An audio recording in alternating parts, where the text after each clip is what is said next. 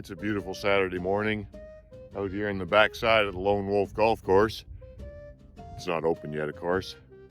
Hey, let's have a little bit of fun on a nice day like this. Let's pretend that we've got on top of all the success issues that we've been talking about. Let's pretend we've got a rock solid process and we've got leadership buy-in so that, compliance is a given and therefore success is a given.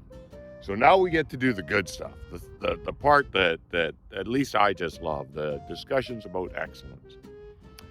And, the excellence formula isn't quite as, shall we say, formulatic as pure success. I would say success is, on the scale of things, relatively easy to get.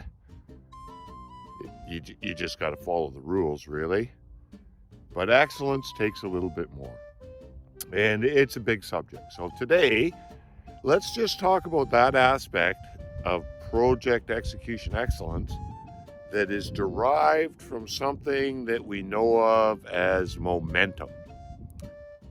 And there is a lot of finesse involved in being able to manage a high-intensity turnaround event and maintain momentum.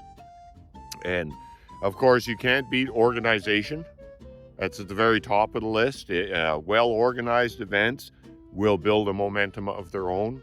Well-managed events will build a momentum of their own.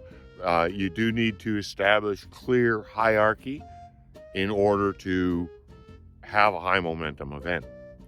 But there's also things that can destroy momentum, right? And in two categories. One of them, the big challenge that we all face, is just the simple issue of safe work permitting.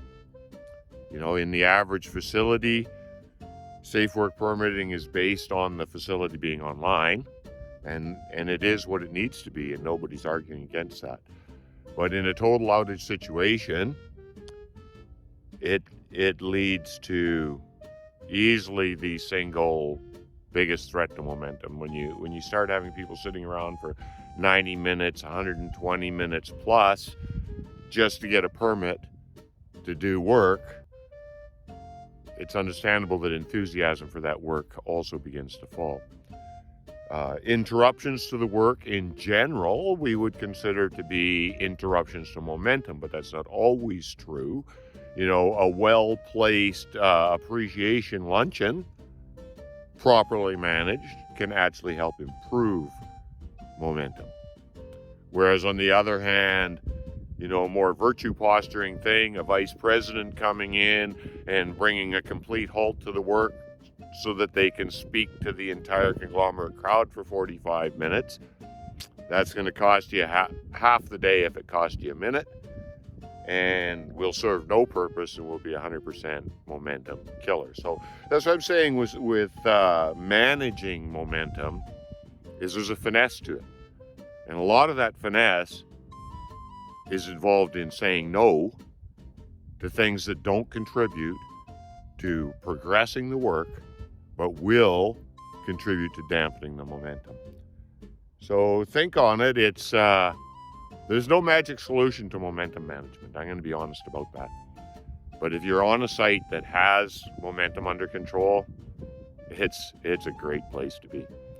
Have a nice day. Come see the Lone Wolf Golf Course someday when you get a time.